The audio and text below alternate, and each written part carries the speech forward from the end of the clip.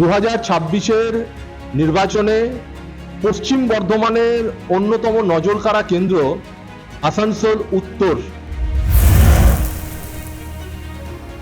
আমাদের সঙ্গে এই মুহূর্তে রয়েছেন আসানসোল উত্তর বিধানসভা কেন্দ্রের বিজেপি প্রার্থী কৃষ্ণেন্দু মুখার্জি।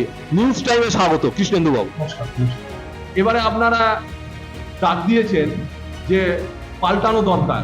যখন এই সরকার এসেছিল তখন এই পশ্চিমবঙ্গের জনতা মমতা বন্দ্যোপাধ্যায়কে একটা মা দুর্গার মতন দেখেছিল, অসুর বধ করে মা দুর্গার মতন 34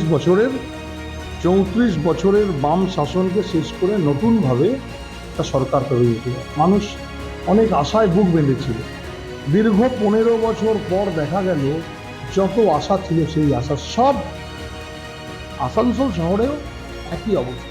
তারই লোক অলিক, তারই সহকর্মী এখানে রয়েছেন 3 বারের মন্ত্রী।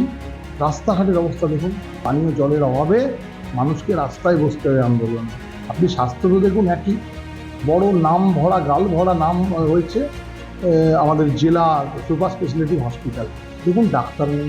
আসানসোলের যুব সমাজ অন্ধ হয়ে গেছে, কানা গলির মধ্যে ঢুকে গেছে, চাকরি বাকরি নেই, ড্রাগস, আফিম, গাঁজা, চরসের নেশায় ঢুকছে। একটা জিনিস যেটা হচ্ছে যে আপনার যিনি অপোনেন্ট অর্থাৎ মন্ত্রী মলয় ঘটক ছিলেন, দীর্ঘদিনের মন্ত্রী, তার বক্তব্য হচ্ছে তিনি জেলা ভাগ করেছেন, পশ্চিম বর্ধমান তৈরি করেছেন এবং এখানে আসানসোল হেডকোয়ার্টার হয়েছে, তার পাশাপাশি আসানসোল দুর্গাপুর পুলিশ কমিশনারেট হয়েছে।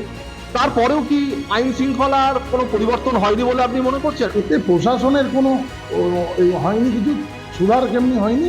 আইন শৃঙ্খলার অবনতি যা ছিল এই 15 বছরে আরও শেষ হয়ে গেছে। প্রত্যেক বছরের আপনি ক্রাইম রেকর্ড দেখুন, তাহলেই আপনি বুঝতে পারবেন।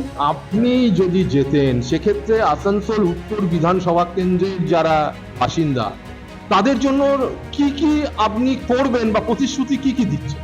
আমরা প্রথম যেটা করব আসানসোল শহরের জন্য, যে পানীয় জলের যে এই আকাল, এইটাকে প্রথম আমরা দূর করার চেষ্টা করব। যে হাউস ফর অল যেটা আছে, এটা মোদিজির কথা, এটা আমরা করব।